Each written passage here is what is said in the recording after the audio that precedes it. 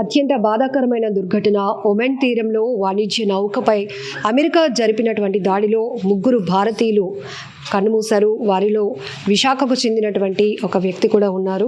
So ఈ సమాచారం కుటుంబ సభ్యులకు తెలిసిన వెంటనే ఒక్కసారిగా ప్రతి ఒక్కరూ తీవ్ర దిగ్భ్రాంతిలోనికి వెళ్ళిపోయారు. ప్రస్తుతం అయితే విశాఖ శ్రీహరిపురంలో ఉన్నటువంటి వాళ్ళ ఇంటి దగ్గర ఉన్న మెరైన్ ఇంజనీర్గా ఆయన ఎప్పటి నుంచి పనిచేస్తున్నారు.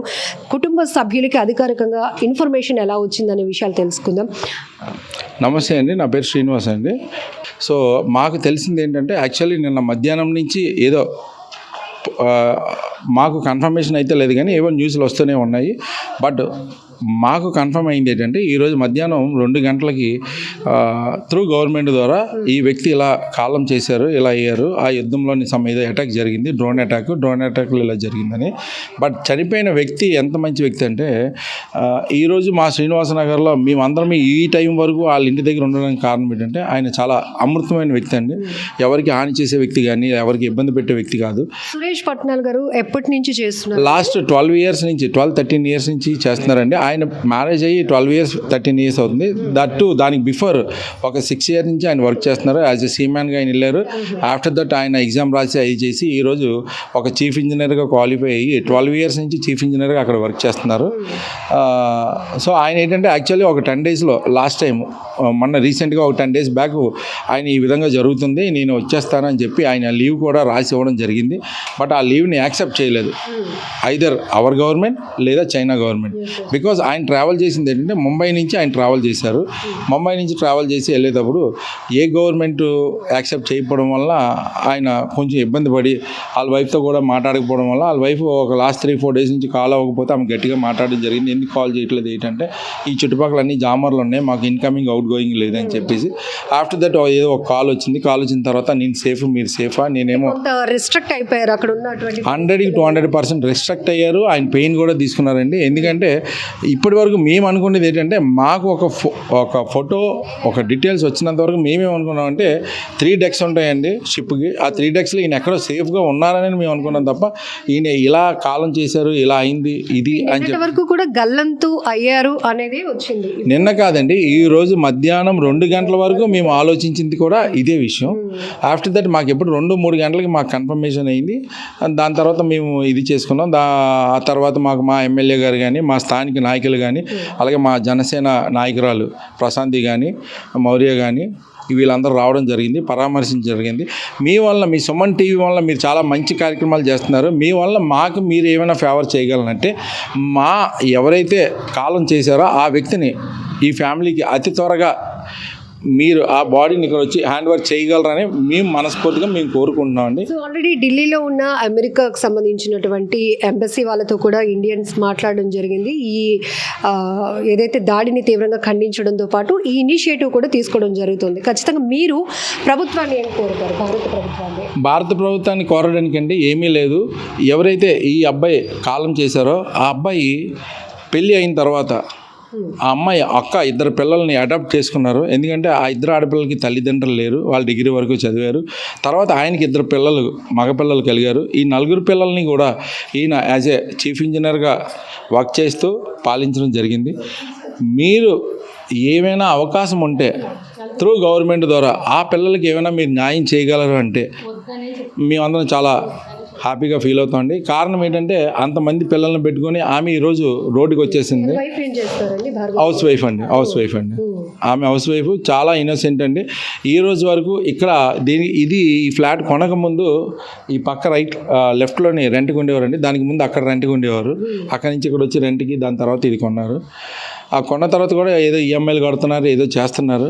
బట్ ఆయన అయితే మాత్రం నిజంగా ఆయన లేని లోటు ఆ ఫ్యామిలీకి ఎవరు అంటే అది మనం సమకూర్చలేమండి. ఎందుకంటే అంతమంది పిల్లల్ని గైడ్లైన్స్ చేస్తూ అన్నీ చేస్తూ అంటే ఈరోజు మేము సొసైటీ తరఫున మేము ఏదో ఫండ్గా ఇది చేసి పట్టుకెళ్ళి ఇచ్చిన ఆ పిల్లల్ని అంత సక్రమంగా నడిపించే తల్లిదండ్రులు దొరకడం వాసులుగా మీరే ఒక షాక్ అయిపోయారు. అట్లాంటిది వాళ్ళ వైఫ్ భార్గవి కానీ సురేష్ గారు వాళ్ళ పేరెంట్స్ పూర్తిగా కోలుకోలేని పరిస్థితిలో ఉన్నారు. ఈరోజు ఏజ్ ఎంతండి వాళ్ళ పిల్లల ఏజ్? అబ్బాయికి ఒక అబ్బాయికి 13 ఏళ్ళు అండి, ఒక అబ్బాయికి 9-10 ఏళ్ళు ఉంటాయండి.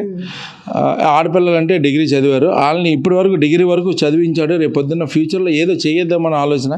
నిజంగా చెప్తున్నాను, అసలు ఆ పిల్లలు ఎలా అవుతారు, ఆ భార్య ఎలా అవుతుంది. ఈరోజు వాళ్ళ ఫ్యామిలీ అంతా కొలాప్స్డ్ అండి. అంటే ఒక బిల్డింగ్, ఒక పిల్లర్కి ఒక బాంబు పెడితే బిల్డింగ్ ఎలా కూలిపోద్దో అటువంటి సిచ్యువేషన్ ఎదురైంది.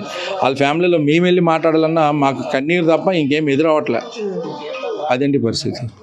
ప్రశాంతి గారు ఎమ్మెల్యే గారు కూడా వచ్చారు, ప్రభుత్వం అండగా ఉంటుంది, ఫ్యామిలీకి ధైర్యం చెప్పి వెళ్ళారు. అండ్ మీరు కూడా వాళ్ళ వైఫ్తో మాట్లాడడం జరిగింది. సో ఆవిడకి చాలా ఓదార్పు అవసరం అయినప్పటికీ కూడా కొన్ని రోజులు అతను వస్తారు అని వెయిట్ చేశారు. అది యానివర్సరీ కూడా ఉందంట కదా. నిజంగా చాలా బాధాకరం. యాక్చువల్లీ ఆయన వారం రోజులకని చెప్పి వెళ్ళడం జరిగింది. గత 6 నెలల నుంచి ఆయన ట్రై చేస్తున్నారు ఇండియా రావడానికి. కానీ ఏదైతే ఇప్పుడు అవుతున్న సినారియోలో ఈ వార్ వల్ల దానివల్ల ఉండాలి, మీరు ఇప్పుడు వెళ్ళకూడదని చెప్పి ఆయన ఉంచడం జరిగిందంట. ఆయన మొన్న కూడా చెప్తే ఇక్కడంతా సిచ్యువేషన్ కరెక్ట్గా లేదు, అసలు నేను కాంటాక్ట్ అవ్వడానికి కూడా జామర్స్ అవి ఉన్నాయి, సిగ్నల్స్ లేవని చెప్పి కూడా చాలా ఇబ్బంది పడుతూ ఆయన మొన్న మాట్లాడారు. నిన్న మెసేజ్ రాలేదు, ఎప్పుడు వచ్చేది రాలేదు ఏంటని చెప్పి అనుకున్నారు. ఈ లోపల ఆవిడ ఇలా అయ్యింది అని చెప్పి. కాకపోతే ఒక ధైర్యంగా ఏమున్నారంటే ఇంజనీర్, యాజ్ ఏ ఇంజనీర్ ఇప్పుడు మాకు కూడా చెప్పేది ఏంటంటే ఈ అపార్ట్మెంట్ అంతా స్పేస్ ఉంటుంది, ఎక్కడో దగ్గర లోపల ఉండుంటారు అన్న, సేఫ్గా ఉండుంటారనే నేను ఉన్నాను. కానీ ఇప్పుడు దాడి నుంచి తప్పించుకొని ఉన్నారు అన్న దాంతోనే ఉన్నారు. కానీ 2 గంటలకి ఏదైతే అధికారికంగా మనం కలెక్టర్ గారి నుంచి కానీ ఎంఆర్ఓ గారి నుంచి కానీ ఈ వ్యక్తి కాలం చేశారని చెప్పిన తర్వాత ఆమెకి అప్పటికి కూడా ఆవిడ షాక్లో ఉన్నారు. నిజంగా చాలా ధైర్యంగా అంతా మాట్లాడుతూ ఎంత ఉన్నా సరే నిజంగా ఈరోజు 4 పిల్లలు, అలానే వాళ్ళ తల్లిదండ్రులు, వీళ్ళ తల్లిదండ్రులు మొత్తం తనే చూసుకోవాలి, మొత్తం ఆయనే మెయిన్ పిల్లర్. ఈరోజు ఆ వ్యక్తి నుంచి ఆయన వెళ్ళిపోయిన లోటంతా ఈరోజు ఈమె మీద పడింది.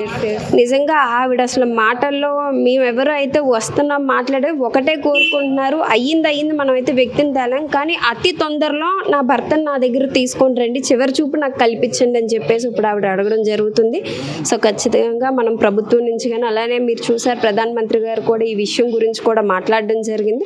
సో అతి త్వరగా ఎంబసీ నుంచి కానీ రాష్ట్ర కేంద్ర ప్రభుత్వాల నుంచి కూడా మేము కూడా రాజకీయ పరంగా అని కాదు, ప్రభుత్వం తరపు నుంచి ఎంత త్వరగా అయితే మేము తీసుకొని వచ్చి ఇవేమో ప్రాసెస్ ఏదైతే ఉందో అదంతా చేయడానికైతే ప్రయత్నిస్తాం. ఇప్పుడు వాళ్ళ వైఫ్ భార్గవి గారు చెప్పిన మాటలోనే ఒక వ్యక్తి ఒక కుటుంబానికి ఎంత మెయిన్ పిల్లర్గా ఉన్నారో అర్థమవుతుంది. ఒక వ్యక్తి లేని లోటు ఒకరి మీద ఇద్దరి మీద కాదు, మొత్తం ఏజ్లో ఉన్నటువంటి వాళ్ళ ఇద్దరు పేరెంట్స్, అలాగే ఆమె, 2 పిల్లలు, వాళ్ళ సిస్టర్, వాళ్ళ పిల్లలు, మొత్తం వీళ్ళందరి ఎడ్యుకేషన్ కానీ వాళ్ళ కుటుంబ బాధ్యత మొత్తం ఈయన పైన. ఈరోజు ఒక్క మాటలో చెప్పచ్చు, ఎవరు వాళ్ళ పిల్లల్ని కూడా అంత కేరింగ్గా చూసుకోరు. ఈరోజు అక్క అంటే వాళ్ళ వైఫ్, వాళ్ళ సిస్టర్, వాళ్ళ పిల్లలు, 2 ఆడపిల్లల్ని ఆయనే చదివించి ఇప్పుడు పిల్లలు చెప్తున్నారు ఆయన పిన్ని బాబాయ్ కాదు మా తల్లిదండ్రులు వాళ్ళు. అసలు ఆ పాప అయితే మార్నింగ్ నుంచి కళ్ళు తిరిగి పడిపోయి జస్ట్ ఇప్పుడే లెగ్సింది. అంతలాగా ఎఫెక్షన్ పిన్ని బాబాయ్ అంటే కాదు, తల్లిదండ్రుల మీద అలా ఉండి చూసుకున్న వ్యక్తి ఈరోజు లేరు అనేసరికి నిజంగా ఫ్యామిలీ మొత్తం అయితే ఏ విధంగా దాన్ని తీసుకోవాలన్న దాంట్లో కూడా వాళ్ళు లేరండి. మొత్తం అంతా కూడా ఒక తెలియని స్టేజ్లో అయితే ఫ్యామిలీ మొత్తం ఉంది. సో మనం ఎంతవరకు కన్సల్ట్ చేయాలో అన్ని విధాలుగా చేసి సహాయ సహకారాలు అయితే అందించడానికి వచ్చాము ఈరోజు. అమ్మ మీకు ఎన్ని గంటలకమ్మా అంటే డిక్లరేషన్గా ఎవరైనా మీతో మాట్లాడుతున్నారు బాబు మీరు అయితే ఆయన అన్నారు, ఈ బాబు తెలుసా అండి, ఇదేంటండి మా బాబు అండి, ఏమైంది సార్ అంటే వాళ్ళ నెంబర్ వాళ్ళ మమ్మీ నాదే ఉన్నా, లేరండి ఊరు వెళ్ళారంటే అని అన్నాను. తర్వాత మా కోడలికి ఫోన్ చేశాను, చేస్తే అత్తయ్య చెప్పండి అత్తయ్య అంటే, అమ్మ ఎవరో వచ్చారు బాబు కోసం, తెలియదు మాకు తెలియదు, ఆ అమ్మాయికి తెలిసేమో నాకు తెలియదు, నేను అప్పుడే జస్ట్ వచ్చాను డ్యూటీ నుంచి. అయితే పాప మాట్లాడింది. తర్వాత మా బావగారు కూతురికి ఫోన్ చేశాను, ఇంకెవరైనా ఉన్నారమ్మ అంటే మా బావగారు కూతురు తెలిసేమో అని చెప్తే మా బావగారు కూతురుతో మాట్లాడారు. తర్వాత మేము ఇలా వచ్చేసాం అంతే.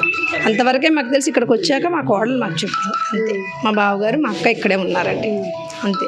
ఏం జరిగింది అనేది కూడా మాకు తెలియలేదండి. ఇప్పుడు మా కోడలు వచ్చి చెప్పిన తర్వాత మాకు తెలిసింది అంతే. మొత్తం కుటుంబానికి ఒక వ్యక్తి ఆధారం అంటే అలా కదండి, మా ఇంటికి ఒక పెద్ద, మా బావగారు కొడుకు పెద్ద, తనే పెద్ద, ఆ పిల్లాడి తర్వాత నా 2 పిల్లలు. మాకు ఏంటంటే మాకు పెద్ద, మా ఇంటికి ఒక పెద్ద పిల్లాడు మాకు లేడు అంతే. మా బావగారు మా తోడుకోళ్ళు ముసలాళ్ళు అయిపోయారండి, కొంచెం వైల్డ్. పాప షిప్ నుంచి వచ్చినాడు, వస్తాడు, పలకరిస్తాడు, అక్కని బావగారిని పలకరిస్తాడు, వెళ్తాడు, కోడలు అందరూ వెళ్తారు. ఉంటారు, చూస్తారు, వస్తారు. ఎప్పుడైనా మమ్మల్ని కల్పిస్తే పిన్ని బాగున్నారా, మేము మన పండగ చేసి ఎప్పుడు వచ్చారు నేను డ్యూటీకి వెళ్ళిపోతాను మేడం, నేను ఉండను. ఎప్పుడు మా తోడుకోడు లాస్ట్ వచ్చారని చెప్పారు, మా తోడుకోడు. నేను మార్నింగ్ వెళ్ళిపోతే ఈవినింగ్ వస్తాను, నా జాబ్ రీత్యా వచ్చారని చెప్పారు అంతే. మా ఇంటికి పెద్ద కొడుకు అంటే వాడేనండి. సో నైస్ పర్సన్ అండి, చాలా మంచి పిల్లలు. పిన్ని అలా కాదు, తల్లిలా చూస్తాడు. మా హస్బెండ్ ఎక్స్పర్ట్ అయిపోతే నా పిల్లలు ఇద్దరు చిన్నపిల్లలు అయితే తనే ఒక పెద్దలాగా చేశాడు. అది అంత మంచి పిల్లల్ని మేము మిస్ అయ్యామంటే ఆ పిల్లలు చిన్న పిల్లలు, దానికి ఇంకొక ఇద్దరు ఆడపిల్లలు, వాళ్ళ పక్క పిల్లలు. ఆ అబ్బాయి చూస్తున్నాడంట, మాకు ఇక్కడికి వచ్చే తెలుసారంట. ఇద్దరు బాబులు, ఓన్గా ఇద్దరు బాబులు. వాళ్ళ వైఫ్ వాళ్ళ సిస్టర్కి ఇద్దరు ఆడపిల్లలు. వాళ్ళ మదర్ ఫాదర్ ఎక్స్పైర్డ్ అయిపోయారంట. పాప ఈ పిల్లదే అంటే ఈ పిల్ల చూసుకుంటుంది పాప, అన్నీ డిగ్రీ వరకు చదివించిన అన్నీ. మా సురేష్ చాలా సపోర్ట్ అండి. ఎంత కామ్ పర్సన్ అంటే, వచ్చామా పిన్ని బాగున్నారా అంతే. మనం మేము పండగ చేసుకున్నాము, మా చిన్న అబ్బాయి పెట్టాడు అని అలా పండగ చేసుకుంటే, నాన్న షిప్లో ఉన్నాను, నాన్న తమ్ముడు షిప్లో ఉన్నాను, బాగా చేసుకోండి పండగ. 2 days బిఫోర్ గుడ్ మార్నింగ్ పెడతాడు అంట అందరికీ. మా చిన్న అబ్బాయికి పెట్టాడు, మా బావగారు పెట్టాడట, కానీ నిన్న రాలేదు మమ్మీ అని అన్నాడు. మేము అంటే వీ కాంట్ యాక్సెప్ట్ అండి ఇది, ఈ సిచ్యువేషన్ అసలు మేము అనేది, ఎందుకంటే మా ఇంటికి పెద్దవాడు అంతే. సో ఈ షిప్ పైన అటాక్ జరిగింది అన్నప్పుడు ఏది తెలియదు అయ్యారని అనుకున్నారు. నాకు ఇక్కడికి వచ్చాక తెలిసింది మేడం, అసలు ఈ బాంబు దాడి కూడా నాకు ఏమీ తెలియదు. ఎందుకంటే మార్నింగ్ 8కి వెళ్ళిపోతాం, ఈవినింగ్ 6కి వస్తాం, కాబట్టి మనకి ఏమీ తెలియదు. ఇది కూడా చాలా లాంగ్ డిస్టెన్స్లో ఉంటుంది. ఎప్పుడైనా అత్తయ్య అని మాట్లాడతాం అంతే. సో ఎవరిని కదిలించినా ఒకటే కన్నీళ్ళు వస్తున్నాయి. సురేష్ అనే పర్సన్ ఒక మంచి వ్యక్తిని చెప్పండి. ఒకటి తనకి గవర్నమెంట్ ద్వారా ఆ బాడీ ఒకటి తెప్పించడం, ఇంతమంది ఛానల్స్ ద్వారా మేము చేసే రిక్వెస్ట్ ఒకటే, ఆ తల్లి బాధ అర్థం చేసుకోండి, తనకి న్యాయం చేయండి అంతే. అది ఒక్కటే మేము కోరుకుంటున్నాం, మీరు అందరూ మాకు అదే చేయొచ్చు. ఒక తల్లిలాగే నన్ను చూసుకున్నాడు, నా పిల్లల్ని కూడా తను ఒక పెద్ద అన్నయ్యగా, ఎందుకంటే కుటుంబంలో అతనే పెద్ద అని చెప్తున్నారు. మరొక వైపు కాలనీ వాసులు కూడా మాట్లాడుతూ చాలా మంచి పర్సన్ని మేము మిస్ అయ్యాము అంటే చాలా షాక్లో ఉన్నాము. అలాంటిది వాళ్ళ వైఫ్ కోలుకోవటానికి చాలా కష్టం, ఎందుకంటే ఆమె ఒక్కసారిగా షాక్ అయిపోయింది. ఇక్కడ వాళ్ళ పిల్లలు ఇద్దరైతే మళ్ళీ వాళ్ళ వైఫ్ భార్గవి వాళ్ళ సిస్టర్కి సంబంధించినటువంటి ఇద్దరు పిల్లలు కూడా వీళ్ళే చూసుకుంటున్నారు. సురేష్ వాళ్ళ పేరెంట్స్ కూడా చాలా పెద్ద వయసు ఉన్న వ్యక్తులే, ఎందుకంటే వాళ్ళు కూడా ఓదార్చడం చాలా కష్టమవుతుంది. ప్రస్తుతం మనమైతే శ్రీహరిపురంలోని శ్రీనివాస్ నగర్లో ఎస్ఎల్ లెహాన్ ప్లాజాలో వీళ్ళు 3rd ఫ్లోర్లో ఉంటున్నారు. ఇక్కడ చూడొచ్చు పట్నాల సురేష్ అండ్ బాల భార్గవి 103లో ఉంటున్నారు. ఒక్కసారిగా అధికారికంగా డిక్లరేషన్ అయిన తర్వాత ఏదైతే ఒమెన్ తీరంలో వాణిజ్య నౌకపై జరిగినటువంటి దాడిలో గల్లంతైన 3 భారతీయుల్లో వారు చనిపోయారు అని అధికారికంగా డిక్లేర్ అయిన తర్వాత, అందులో భారతీయులు విశాఖపట్నానికి చెందినటువంటి సురేష్ పట్నాల ఉన్నారు అని ఇన్ఫర్మేషన్ వచ్చిన వెంటనే స్థానికంగా ఉన్నటువంటి ఈ వెస్ట్ ఎమ్మెల్యే గణబాబు గారిని, అలానే లోకల్గా ఉన్నటువంటి జనసేన పార్టీకి నియోజకవర్గాల ఇన్ఛార్జీలు, స్థానికంగా ఉన్నటువంటి వారు కూడా వచ్చి కుటుంబానికి పరామర్శించి ఓదార్పు కూడా ఇవ్వడం జరుగుతోంది. ఖచ్చితంగా చెప్పొచ్చు, భారత ప్రభుత్వాన్ని, కుటుంబం కానీ, కాలనీ వాసులు కానీ, ఊరంతా ఏకమై అడిగే రిక్వెస్ట్ ఒకటే, బాడీని ఇంటికి రప్పించండి, ఇంటికి తెప్పించండి. ఒక గొప్ప వ్యక్తిని మేమందరం కోల్పోయాము, అతన్ని కడసారైనా మేమందరం చూడాలి అనుకుంటున్నాం, ఇది ఒక్కటి తప్ప మేమేమీ కోరుకోలేము అంటూ కూడా వాళ్ళు కన్నీళ్లతో వేడుకుంటున్నారు.